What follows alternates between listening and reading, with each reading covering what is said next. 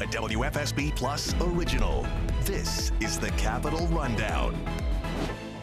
Welcome to the Capitol Rundown. This is where we explore politics that matter to you from both sides of the aisle. I'm Kara Sundun, and we have a former Republican House Leader Themis Klarides and also Jimmy Tickey, who's a Democratic strategist. We're both, there's so much going on nationally, I know that, but I really want to keep it local because we've just had end of a session. Every day we've been talking about bills passing, not passing. So let's start with the bills that have passed that are really going to change everyday life in Connecticut. First of all, the early childhood education bill. So this is going to give kids free preschool. Jimmy, let's start with you. Yes, this was transformative legislation that Commissioner Beth Bai had been working on for many years with a whole coalition of families and child care providers.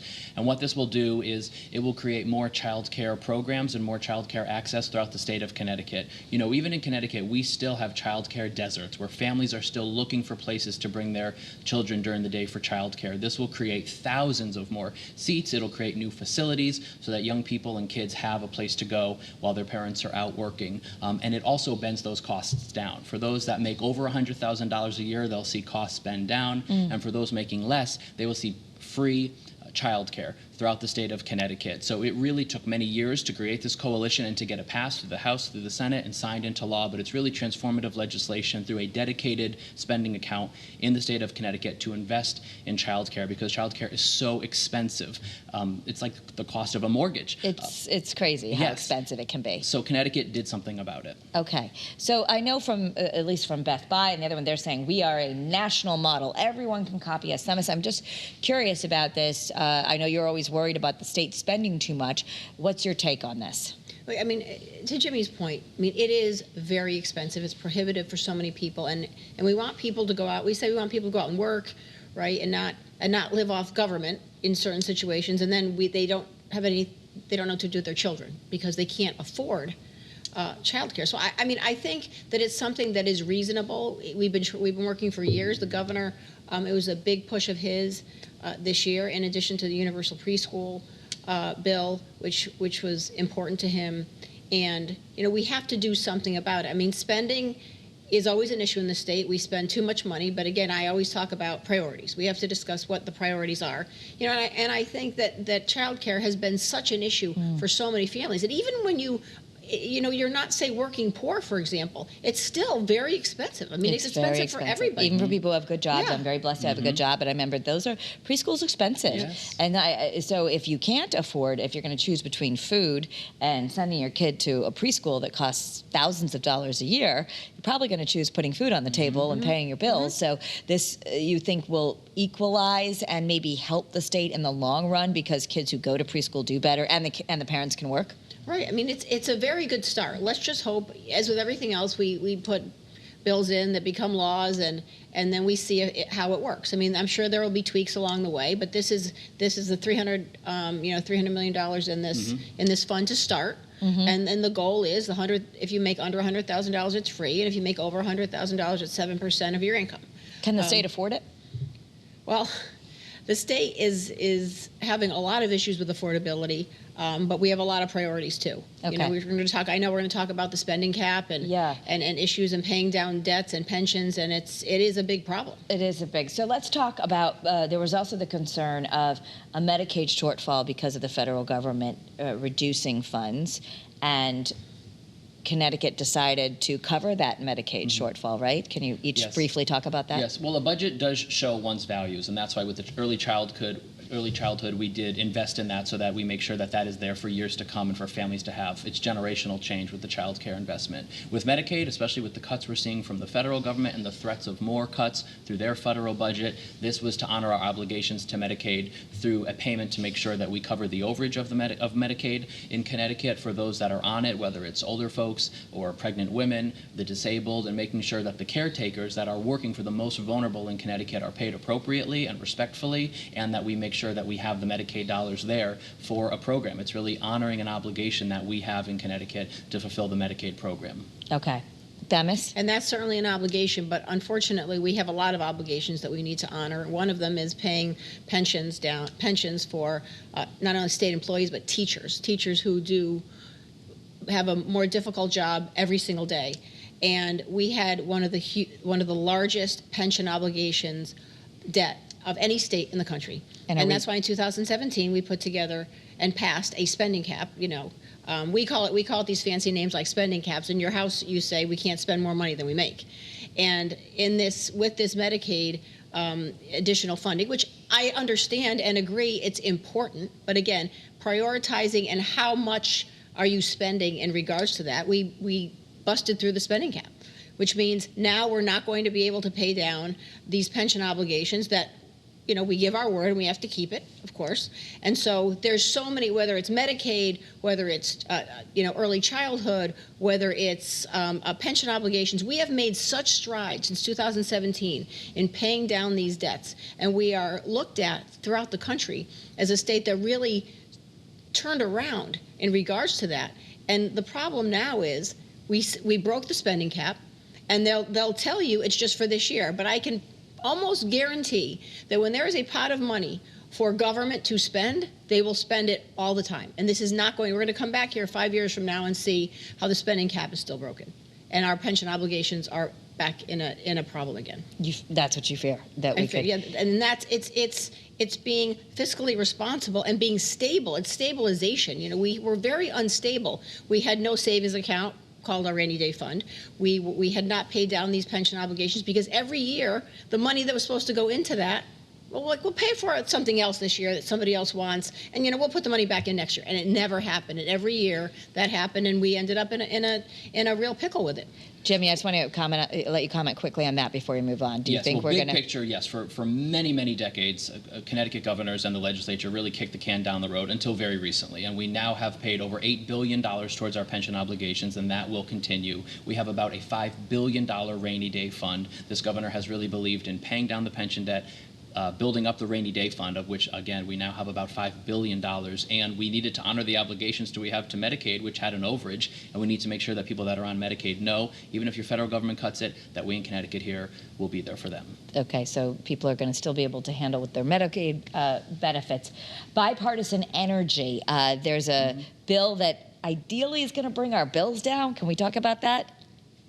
Yes, I think it was, baby steps, and it was bipartisan, which is always nice to see. And this should bring the bills down for energy use about $100 annually, and it also fortifies the grid. So I think everyone is looking to see how can we bend those bills down, and I think you saw that the legislature really did try to make some movement on this. And again, it was bipartisan. Good. Themis? Yeah. I mean, it's very difficult to legislatively just say your bills are going to go down.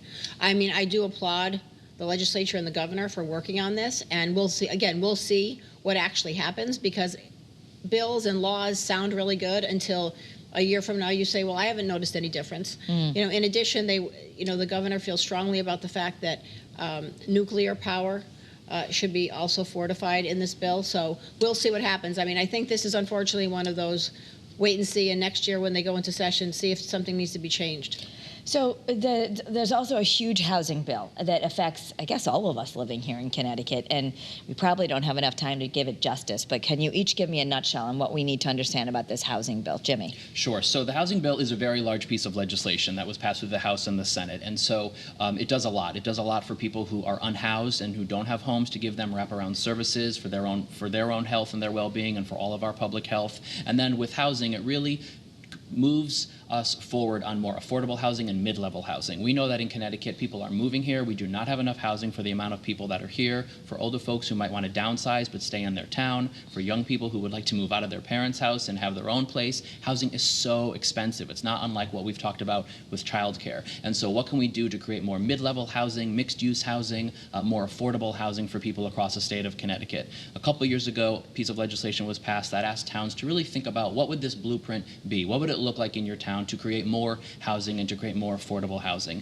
And what this piece of legislation does is it gives towns more programs, it gives them some state money to really incentivize them to think about what are the ways in which you can build more housing for people in Connecticut. Now, we do not know if this piece of legislation will be signed into law. The governor has said that he's thinking about it, he may or may not veto it, and so even though it passed the House and the Senate, there are some pieces of this legislation that the governor is still reviewing, and so we don't know if it will actually get passed into law yet. Yeah, so the governor's saying maybe with some conditions. What's your take, Themis? Well, we certainly have a housing issue in the state of Connecticut. The problem is this bill takes away control from your towns and cities.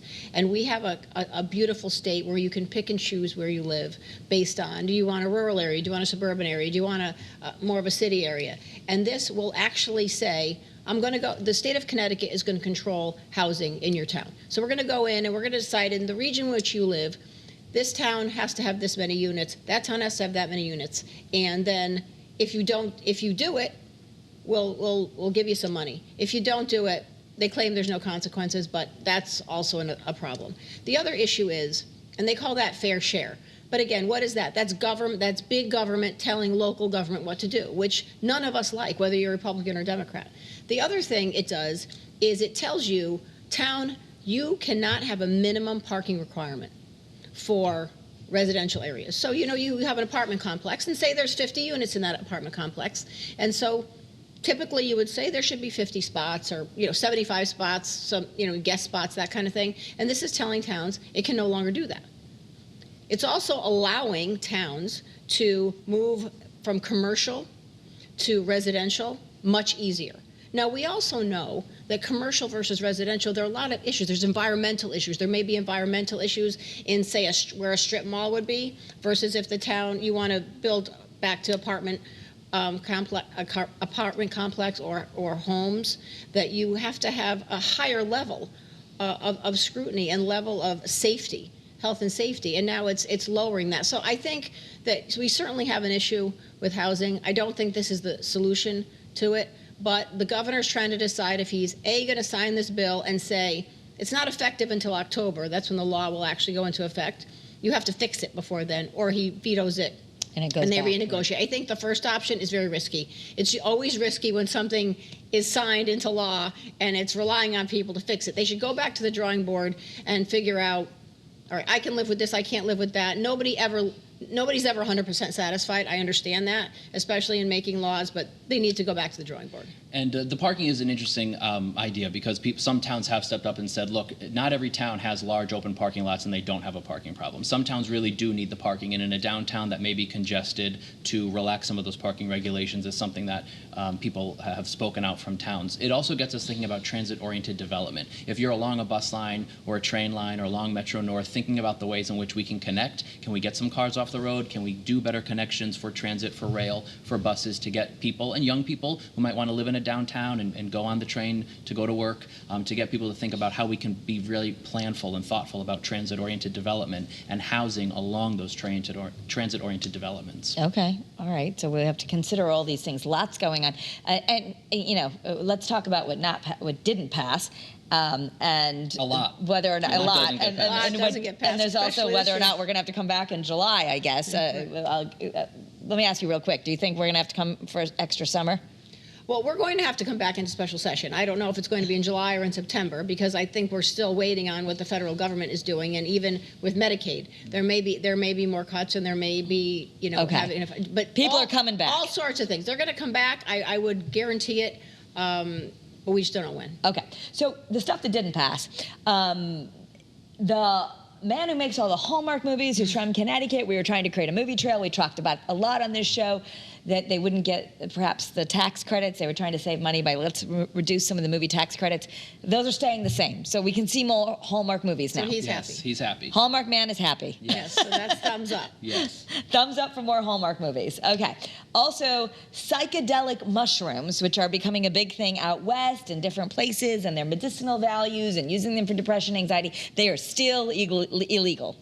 There was some movement to try to make them still legal. So I would say thumbs up. Yes. Okay. Some others may say thumbs down. It's called the bill dying, which sounds a little drastic, but basically if the bill dies, it does not get passed, and so no action is taken. So depending on people's point of view, they might be very happy that no action was taken legislatively on some of these areas. Okay, so if you want to do any of those journeys, I guess, as people are calling them, and you see them in the magazines, they're going to have to be reserved for those other states, not here in Connecticut. Yes. Okay. Right. Yes.